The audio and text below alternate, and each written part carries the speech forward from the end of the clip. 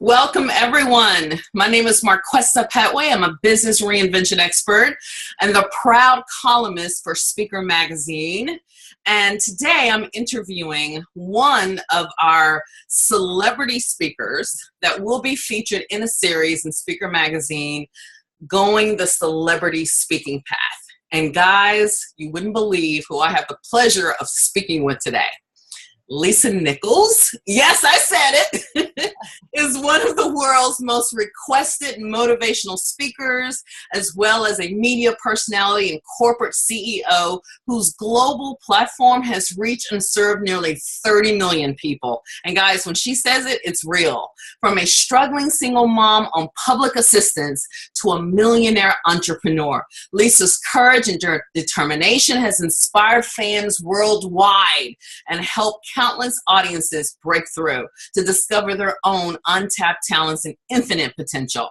As the founder and CEO of Motivating the Masses Incorporated, one of the country's only publicly traded personal and business development training companies. That's huge. I remember when that happened. Lisa has helped develop workshops and programs that have transformed the lives of men and women, including me, y'all, and altered the trajectory of businesses throughout the country and across the world. You know, guys, she just released her 7th book called Abundance Now. I have it. I would pull it in front of me, but I just ran it. Published by HarperCollins, will be released and has already been released. And, you know, in this book, she continues to share her journey with fans, providing a clear and practical blueprint for personal success drawn directly from the life experiences of its beloved author. Guys, she's been on Oprah, Steve Harvey, Extra. I just saw her the other day on either Today Show, Good Morning America. I think it was both. And she just returned. You just came back from 3 countries, Lisa. Which of those countries you just came back from? Yes, in the last 45 days. In addition to being in Cincinnati and New York and Atlanta, I also went to Slovenia, which I had to discover on the map where it was before I went. And I've also been in Australia in the last 30 days. And I just got back 72 hours ago from Greece. So yeah, Mykonos, Greece. And then I went over to Athens, Greece for a minute. So traveling the world, I just signed a contract to go to Hungary and another to go to Dubai and one to go to Ireland. So I'll be visiting those places real soon. Please, you know, everyone is listening and they're just being quiet because they want to hear every word you have to say. I remember from years ago seeing you here in Harlem where I live and listening to you. I think at that point, I can't remember if The Secret was published yet. I don't think it was. No, I think that was for Chicken Soup for the African American Soul. Chicken Soup, at that time, Chicken Soup for the African American Soul and Chicken Soup for the African American Woman's Soul had both been out, and I co-authored both of those. So it was right before the Secret tsunami. And, you know, I've heard this story a million times, but a lot of folks have not heard the story. Lisa, what really put you, and let's kind of go to the beginning. You were an author, I believe, first. I mean, take us to the beginning. Where did you start? Was it speaking first because you're truly gifted, or was it as an author? They want to hear, what was that beginning that got you into this space? Well, you know, I think there are many beginnings. I think I started and then, oh, no, now I really started. Oh, no, now I really started. So it depends on which side you tell the story from. I know that I launched speaking. So I made a declaration that I wanted to be a speaker. And I titled my company Motivating the Masses back in 1992 or 1993. Long before I was touching anything like the masses. It was more like, at that time, motivating Los Angeles. And, but you got to start somewhere, you know, you got to start somewhere. I always said, I'm going to motivate the masses. I just haven't gotten there yet. It actually took me from the year that I titled my company Motivating the Masses, it took me almost 10 years to actually see the masses unfold. So just stick with it. It may not happen overnight. It may not happen when you think, but stick with it. Because I got to the masses one small niche at a time. But I started speaking, and I actually started speaking for volunteer because I wanted to know that my words could truly transform the lives of people more than I wanted celebrity. Celebrity is a byproduct of me being committed to service. So I never pursued celebrity. I never pursued the Today Show. I never pursued the Steve Harvey Show. I pursued impact. I pursued transformation. I pursued results. I pursued touching people that wanted to be touched and touching people that needed to be touched, and ideally producing some type of mind shift and behavior shift and then life shift in their lives because of my contribution. So I started speaking first in alcohol and drug recovery facilities and in women battered shelters, which neither one of those have a lot of traffic trying to beat down the doors to get in there and serve them. Neither has a big budget to pay you to do it. And neither has any lights and cameras tracking what you're doing. So I spoke for 3 years for free, and I had a day job that funded my dream to be a speaker and serve. And so in those two environments, I discovered how I wanted to impact people. That's how if you look at my style, Lisa on stage, she's edgy. Lisa on stage, she's taking risks. Lisa on stage is delivering love and carefrontation, not confrontation, but carefrontation. Wow. And I discovered that by speaking in these alcohol and drug recovery institutions and speaking in the women battered shelters, that people fighting for a real change in their lives, they need a combination of taking some risk, carefrontation, soft love, and some, hard love. And so I started speaking first. And then, believe it or not, I was asked to become a co-author for Chicken Soup for the Soul. And I actually declined. And I didn't decline just one time. And my reason for declining, and you have to watch out, because when you're brilliant like you and I, and every person looking at this video, your excuses are sexy. And so when I was asked to co-author the book, I said, oh, no. I'm really busy. I'm a CEO, I'm a speaker, and I'm a single mom. And I'm really busy. And they came back and asked me again in about 30 days, would you be the co-author of Chicken Soup for the Soul? We want you to consider writing Chicken Soup for the African American Soul. The previous person that they had asked was Iyanla Van Zandt, and that deal didn't work out, and so they were giving me the chance. And the second time they asked me, I still said, believe it or not, no, I'm really busy. They asked me not 2, not 3, not 4 times, but they asked me 5 times for 5 months straight would I consider co-authoring the Chicken Soup for the African American Soul book. And every time I politely said, well, thank you so much, but no, I'm really busy.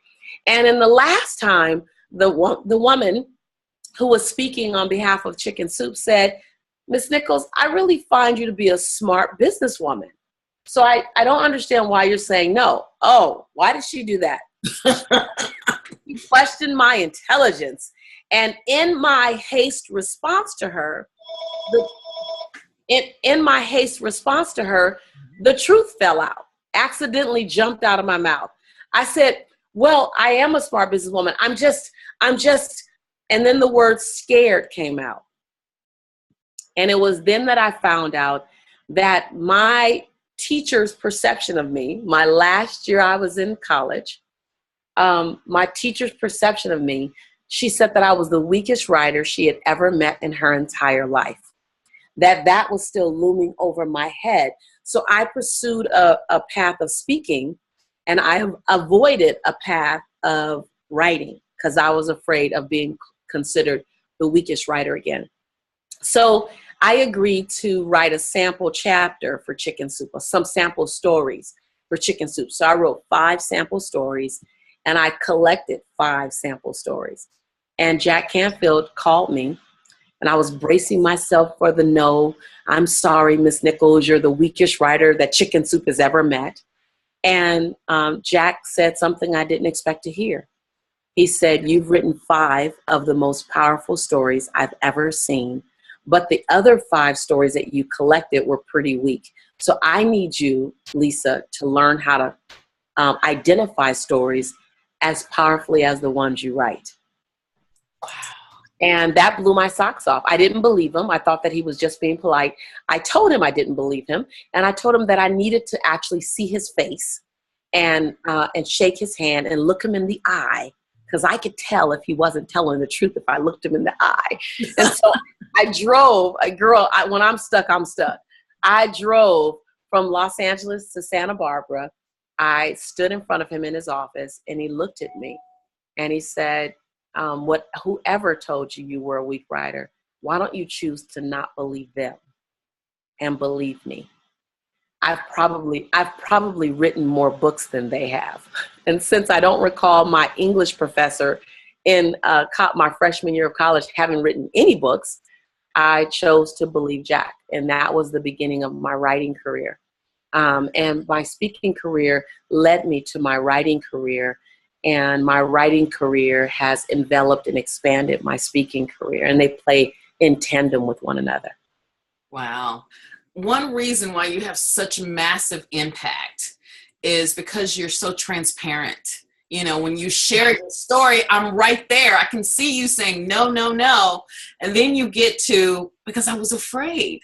I just didn't feel like I was a good enough writer. And that's what makes you so popular with so many people. It's just how willing you are to be transparent. Where does that come from? If we're out here and we're thinking, well, we want to appear really perfect almost, what would be your lesson or advice to many of us that want to have a bigger impact, but we're a little afraid to be so transparent?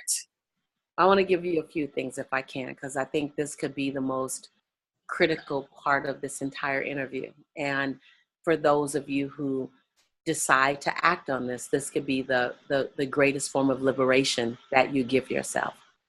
Number one, my grandmother always said, it's easier to remember the truth than to have to fake the story. And I truly am a believer that if I stand on my truth, which you said, I've heard this before. And when you said, I've heard you share this before, I didn't know what you were going to say. I didn't know what question you were going to ask. But whatever question you were going to ask, I wasn't worried about it, because what I told you before is the truth, which means it's going to be consistent this time. When you look at law enforcement and they're interviewing a suspect, and even if they really, really, really believe that this suspect is guilty, if that person being questioned constantly shares the same thing, they consider that consistency represents the truth. And so, number one, the truth is consistent. It doesn't waver and it doesn't wane. And so I want this path to be as easy and as effortless for me as it possibly can, inside of all the hard work I'm going to do. And the truth provides that. The second thing is my declaration to share my truth with you is a representation of my love for Lisa.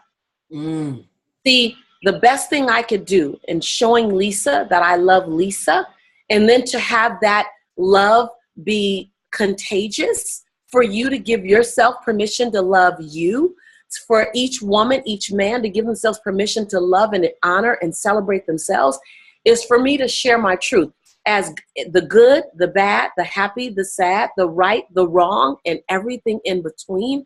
For me to say, I love all of me. I don't just love my highlights. I love my difficult moments. I love my scared moments. I love my small moments. I love the moments when I'm stuck on stupid, the moments when I'm in my righteousness, because in order for me to embrace me, I have to embrace all of that. I don't choose to stay stuck long. I don't choose to operate in my righteousness. I don't choose to operate inside of my ego or my she-go, but I have to love all of me in order to love any of me. I can't just love parts of me. And so it also is a declaration of self-love. The third thing, number one, it's easier to remember the truth. Number two, it's a demonstration of self-love. Number three, it's my responsibility to the people who are watching my eyes, listening to my voice, and following my steps, to say, when you choose to stand in full transparency, you are a greater leader to those following you than you can ever be, trying to protect something, or trying to prove something, or trying to defend something, or trying to hide something. When you show that transparency is more powerful than proving, protecting, hiding, or defending, then you're liberating not just you, but you're liberating a nation. You're liberating a generation. You're liberating a culture. You're liberating society, anyone who's following you. There's far more power in the truth and in transparency. And then the fourth thing that I would say is I owe this to you. I owe you the truth because you chose to follow me. I owe you the truth. You can watch television, actresses, movies, and even reality TV and see what people choose to give you. Somewhere in your life, you should be able to choose to tap into the truth. And this is my truth. And I owe this to you. So if I decided to be a servant leader, AKA CEO, AKA speaker, AKA life coach, AKA author, anything that you would choose to follow, this is my responsibility. And I believe that speakers and coaches and authors and trainers and celebrities who stand for the truth, who don't want to stand in the truth, you can't stand for the truth without standing in the truth. That we've gotten it confused that I can stand for the truth without standing in my truth. And I just want to raise the bar and change the game and add a little sauce to the equation. That if I'm in the equation and you see the truth, now you have something to measure it to. And so I want to raise the bar. I want to be a game changer. And not so I can be known as a game changer. No, so the game just gets better. So that the story, the experience gets more authentic. See, if you haven't seen any authenticity, then you just measure based on what you've seen. But once you've seen penetrating authenticity, now you look at everybody else and go, hold on. My bar just went up. I need you to come more clean. I need you to come more transparent.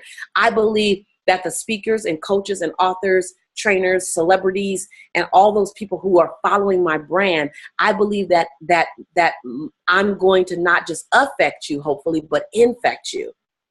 And that at some level, your bar of yourself comes higher because we've been in the same sphere. We've been in the same zip code at some point in time.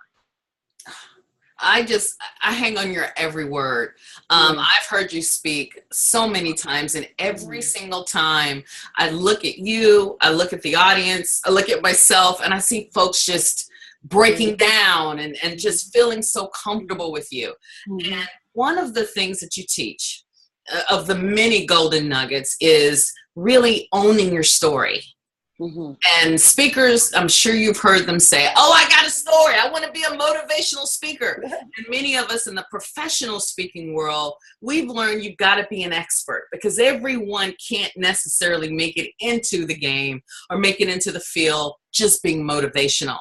You know, you were able to make it in, and folks know you as the motivational speaker. They know Les Brown as the motivational speaker. Lisa, what's your advice for all types of speakers that are listening, the newbies, the emerging, the seasoned speakers that are saying, okay, I want people to call me because of who I am and not because of my topic. You know, I'm still struggling with my expertise, or I have my expertise, but again, I'm being compared against everyone else who speaks on my topic. So I want folks to call me because of me, which of course is a footprint into, you know, becoming that celebrity speaker. What would be your advice around that? My advice would be anyone can choose a topic, and we all could choose the same topic. If we all chose the same topic, the distinction that someone will choose us on will be based on our story. Wow. And so your topic is like the bricks that build the building. Your bricks build the conversation, but your story is the cement that hold the bricks together. Yes. And your story will be your USP. When you saw me on the Steve Harvey show that went viral, that's now gotten over 23 million views, that wasn't about my expertise. That wasn't 3 minutes and 28 seconds of me delivering content. And I didn't even post the video. Someone else posted the video from New York with one line statement. The one line says, someone needs to hear this today, or someone needs to see this today. Someone else posted it and it went viral. That was 3 minutes of my story. When the Today Show called me and said, "We really like to have you on the Today Show. We saw you on the Steve Harvey Show," I assumed, oh, you want to talk to me about my coaching relationship with Steve Harvey as he's launching his self-development division. They said, no, we want you on the Today Show because we love your story. I've now been back on the Today Show 3 times, but what got the door open was my story. What got the door open was me defining who is Lisa, and not only story, Marquesa, but the dip in my story. So many times we're trying to protect our expertise that we don't want to share the dip in our story. So I teach speakers and authors and coaches how to find your dip, how to master sharing your dip, how to get in your dip and how to get out of your dip really quickly, and how to have an impact, because your dip is going to be your USP, your unique serving proposition, your unique fingerprint, and learning your story. And it's not, this is who I am and this is why I want to serve people and this is my commitment. It's not that. It's when I share with the world, in 1994, I was on government assistance and I had $11.42 in the bank and I couldn't afford to feed my son nor put Pampers on him. So we ate beanies and weenies. We were on WIC, Women, Infant, and Children, and I wrapped my son in the towel for 2 days. I think people forget and think that it's easy for me to tell that story because I've shared it so many times. It's never easy. Every time I share it, as a mother, I allow myself to feel it again. So I don't tell the story from over there. I don't tell it as if I'm watching someone else's life. I take you into my story. I take you to the moment when I saw on the ATM insufficient funds. And I realized in that moment, standing outside of 7-Eleven, that's where I was banking at the time, 7-Eleven in Inglewood. Life was just a chaos. I remember going, what do I do now? I got 2 options. I either can call my dad or my mom and be embarrassed and humiliated that I don't even have Pampers to put on my child.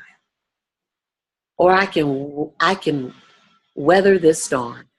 And I went home and I wrapped Jelani in towels for 2 days, crying. And on the second day, I remember looking down at Jelani, putting my hand on his stomach. His little stomach is 8 months old. And I remember saying to him, Jelani, don't you worry. Mommy will never be this broke or broken again. And that was my path. So what I just did for you is I took you into my story. I didn't talk about it over there. And most speakers, they don't want to take the dip. Well, number 1, they don't want to tell the true story. 2, they don't want to take the dip as deep as the audience needs to feel it so that they see themselves. And then number 3, they don't show the story. They tell the story from a distance. And so my advice would be, own your story. Don't stand in it, stand on it. Sharing your story doesn't cause you to lose any credibility, lose any clout, lose any mileage. Your story is a way of going back and picking up your audience, letting your audience know, I'm the person that's right for this conversation. And if an organization is choosing who they're going to share, they're going to choose you based on a couple of things. And one of those things will be based on your story. Do you fit with that audience? Are you the right fit for that audience? I was just hired this morning to speak to a group in Canada. It's a group of women who are all recovering from some form of post-traumatic stress disorder. They're recovering from depression. They're recovering. So it's a group of women who literally are finding their second start at life or their third start at life.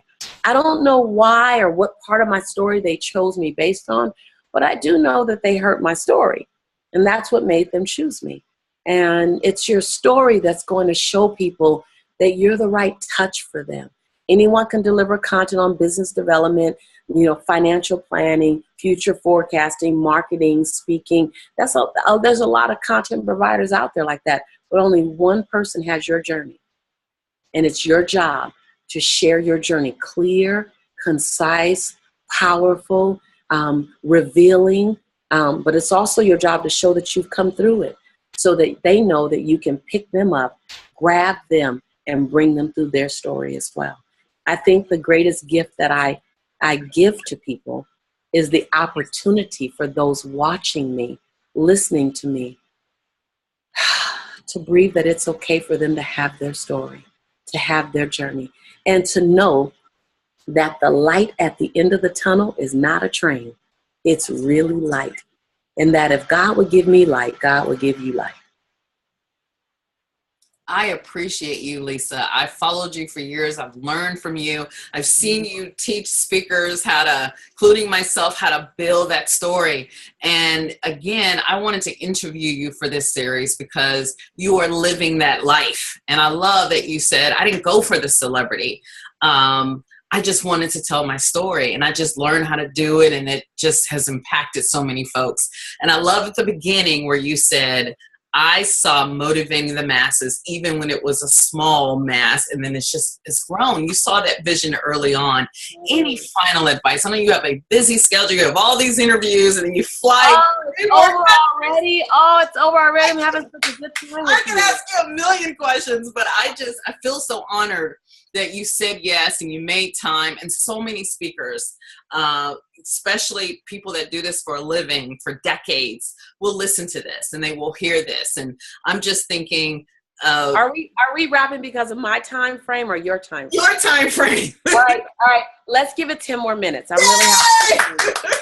having a good time. I'm having a good time with you. So they'll wait. Believe me. I feel good. Yes. So one of the reasons why I love having this conversation with you you in particular is because when you and I first physically met in the same proximity, that was about 2005. Mm-hmm. And so you look at that, that's been 11 years ago and a lifetime ago in transformation.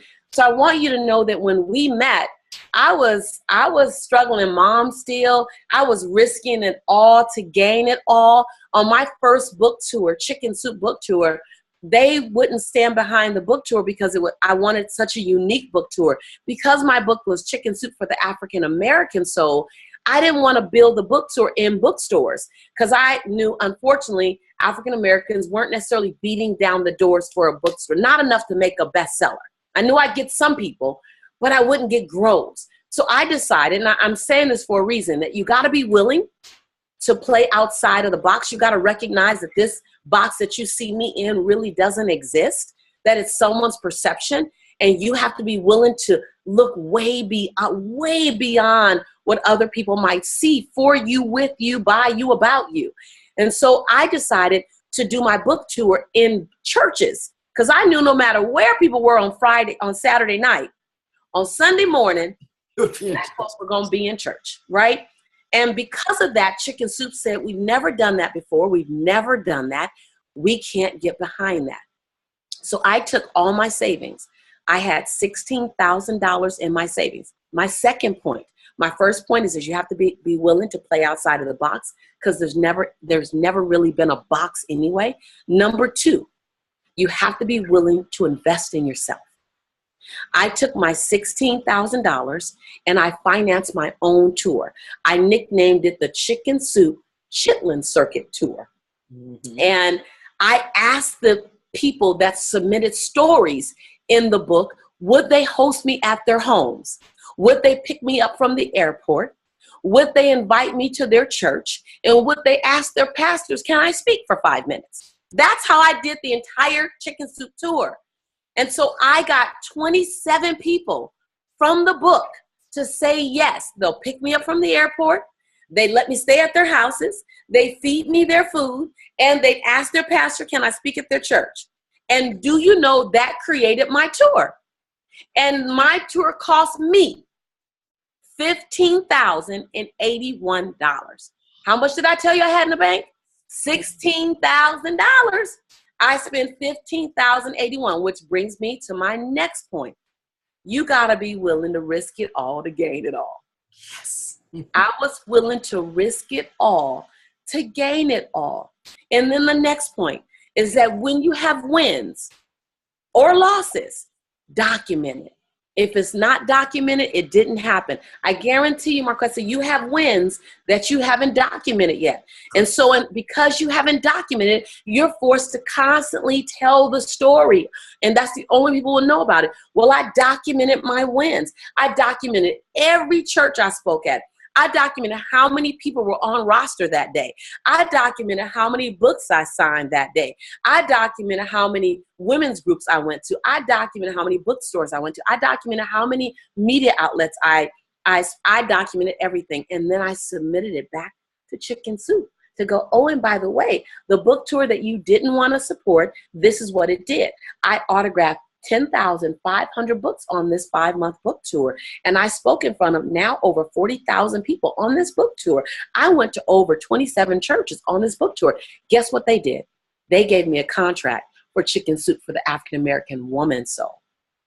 So while we're being entrepreneurs, and sometimes entrepreneur looks like I'm a hustler, baby. And I want you to know, it ain't where I've been, but where I'm about to go. I don't care what you call it. Treat it like a business, even if it's a young business. So I wanted to share that journey with you because you saw me in 2005. You didn't know that I was doing all that behind the scenes. You didn't know that all of that led to this. Now I'm advanced $1 million to write a book. Now I have a world-class book tour. Now I'm booked by HarperCollins on all the major outlets to talk about my book. But it started with my Chitlin Circuit Chicken Soup tour, where I asked people to host me in their home, to ask their pastors, can I get 5 minutes? I was doing the women's night. No, ma'am, you can't speak at the Sunday service church, but you can speak at the Wednesday night service church. Guess what? I was there on Wednesday night. And so I want to be clear that this is not an arrival, nor is there an elevator. Oh, woo! This, That's what I'm talking about. This is about becoming non-negotiable. When people ask me, I was interviewed 155 times in 5 months when my other book, No Matter What, came out. And the number one question people asked me was, how did you do it? How did you do it? How did you go from welfare to Wall Street? And I say to them what I'm going to say to you. I simply moved every other option off the table. See, I didn't seek Wall Street. Wall Street is a byproduct of doing good business. What I sought having a huge impact on the world. I sought motivating the masses. I sought penetrating a culture, penetrating society. I saw disempowering old belief systems. I saw myself in front of people, millions of people, long before I ever spoke in front of one person. And then, with no evidence, my friend, that it would occur, I still saw it. I didn't ask permission to have an impact on the world. I didn't ask, how can I? I gave the world notice. I'm coming. I don't know how I'm going to do it. I don't know how long it's going to take. I don't know how many times I'll get knocked down, but I'm going to do it. And I have to tell you, I've made 7 figures in this effort. My mistakes have cost me 6 figures in these efforts. So my last point is not if you get knocked down, when you get knocked down. Be committed to getting back up. And if you know you're going to get knocked down, you're not going to spend a lifetime being afraid of being knocked down. You'll spend a lifetime flexing your muscles so you know you're going to get back up. So I wasn't worried about being knocked down. I'm a Black woman in America now as one of the top 1% income earners. You got to know that come with bullets, that come with attacks, that come with questions. I wasn't concerned about that. What I was busy doing was sharpening my iron so that I can get back up. And so when you begin to not wonder, am I worthy of it? Would I survive it? Who's going to come after me? Stop all that worry. Replace that with non-negotiable, absolute, not an option, conviction. And then recognize finally that your conviction will not be found on the same block as your convenience. Ugh. And so you have to be willing to be mildly to moderately to significantly inconvenience for the thing that you say you want to do and produce in the world. Some of us are trying to stay in our convenience while living in our conviction, and we're not penetrating or making a difference in the world because we don't want to be inconvenienced. Mother Teresa was inconvenienced. Mahatma Gandhi couldn't stay convenient. Bishop Tutu couldn't be convenient. Nelson Mandela wasn't convenient. And Martin Luther King darn sure wasn't living in his convenience, but they've all made a profound impact on this planet. And so I'm simply committed to doing my part and to inspiring a few millions along the way to do theirs. Well, we appreciate you. And I know everyone is wondering, how can they get in touch with you? What is motivating the masses? So please share how folks can learn more about what you do and work with you, because you are just a gift to us all. Amen. Thank you. So number one, I really want to encourage you to get the book Abundance Now. And the reason why is because I compacted 22 years of searching, seeking, and learning lessons. I spent 14 of those years learning from masters and brilliant people. I spent $651,000 learning what I know in my first 14 years. I don't think anyone should spend 14 years or that much money learning. And so I pushed it into a book, and I really compacted into what were the 4 quadrants that I had to develop in my life to really live a life of abundance. And so I believe that that book will be a breakthrough for many, many of you who read it. I believe that it will be a game changer for you. I've shared personal stories that I'm still not even comfortable verbally sharing. I put them in writing. Right now, they just live over there in the book, and then I'll get the courage to say them, and I'll let myself do that in my own pace. But the book has a lot of very real things in it and action steps for you to take that can begin a shift in your mindset and in your reality as you begin to take those action steps. So I put them at the back of every chapter so you can start now working on you, working in you, working for you.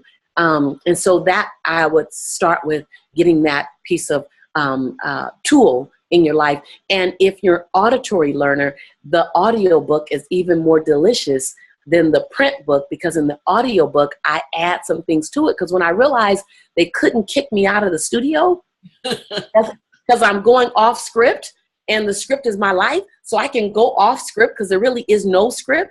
I started going off script, and so I would read some of the book, and then I go into detail. And then I go back and read the book, and then I go into detail. So the audio version even adds extra to it. And then I want to encourage you, for those of you who really want to work on your life, like you're really at that point where you want to work on your life and you want to increase, the book inspires you to want to increase your whole life, not a part of your life, not just your money, not just your possessions.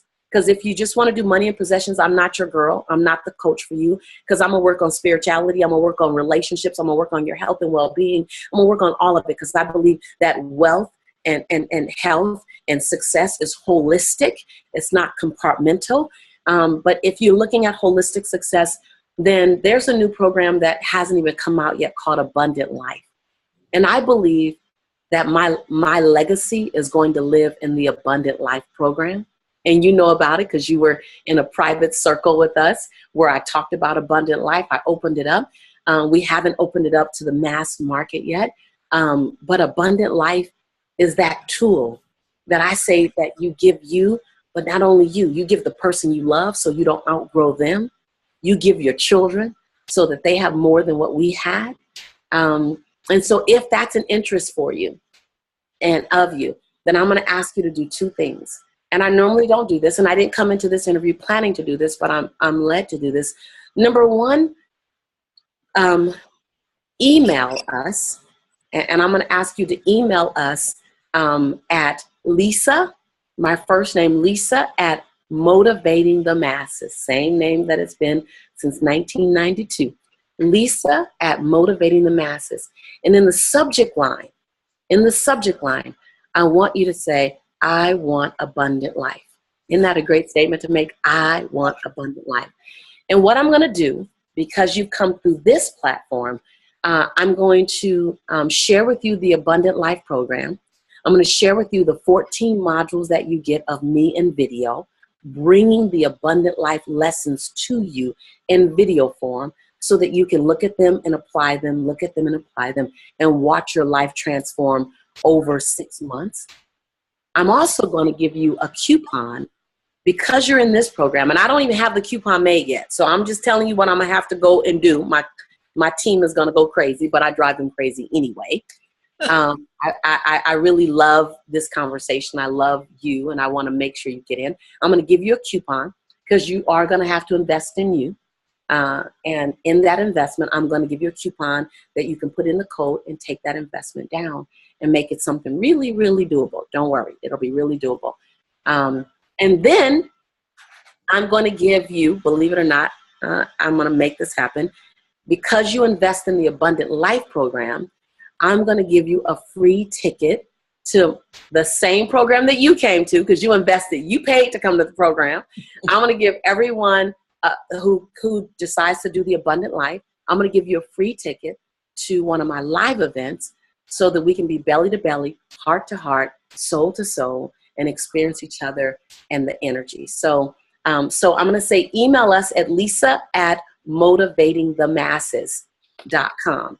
And if you just want to go to my email, you're not interested in an abundant life, don't know why, but maybe you're not interested in abundant life, then just go to motivatingthemasses.com, the website, and there I'll provide for you a free 28 days to success. Give me your name and email, and I'll give you a 28 days to success. I've been using it for about 6 years now. Super, super, super exciting. You get to get that as a guest, as a gift from me to just get you launch started on creating micro wins in your life. Most of us are trying to create macro wins when really the macro wins can be created one micro win at a time, much more digestible and palatable, easier to achieve, sooner to achieve, and you get excited when you achieve them more often. And so I'm real big on micro wins leading to macro wins. So I want to give you this gift that kind of get you started on that journey. So either way, gifts from me to you, love from me to you. I appreciate you. And if nothing else, the one thing I can leave you with, because you called me a celebrity speaker, which I still laugh at. I still chuckle at titles like that and kind of snicker and go, really? That serve your way to celebrity. Don't try to negotiate. Don't try to strategize. You can't think tank your way to it, Shark Tank your way to it, PR your way to it. Serve your way to celebrity. Serve your way to success. Serve your way to abundance. Service is the doorway to everything great. If you're going through a dark time right now while you're listening to our voices and you're in your own valley and you're sad, I promise you, go serve someone else. Go be of contribution to someone who needs your light, and you'll see that when you lend your light to someone else, your light just gets brighter. Oh, I tell you, I just so appreciate you. Thank you again for saying yes to the Speaker Magazine interview. I'll always be a fan. Everyone will take advantage of everything you offered because I've been in your tribe forever. And stay there. It's home. It's home for you. You are my tribe. It's home for you. And you know, you got to get these soon. I know they're on their way. They're on their way to you. They're on their way to you. They're in the mail. They're on their way. We just got notification. They're on their way. My tribe. Oh, okay then. My tribe. Thank you, Lisa. Continue to change the world. Don't you dare change. Stay the way you are. You are making such an impact, not only in the lives of every single person, but also the professional speaking industry. And we appreciate you for that. We really do. Well, let me say this to you. You are a contribution to the planet. And the only reason why we go back so far is because of your dedication to be of service. So for every single person that you interview and you allow our voices to be heard by even more, for every hour that you spend navigating through the rough terrain called entrepreneurship so that you can serve, I want to say thank you, sis. And I want you to quote me. You can put it in quotes and put it in print, that I'm grateful that you exist on the planet at the same time as I do, so that we can sharpen each other's iron and remind one another that we're on the right path. And the journey would not be as fun nor the same if I didn't have sister friend like you. on it at the same time as me. So thank you. As grateful as you are for my time, I'm grateful for yours. Thank you, Lord. Thank you, Lisa. You're welcome. My pleasure. Be in touch. Take care. All right.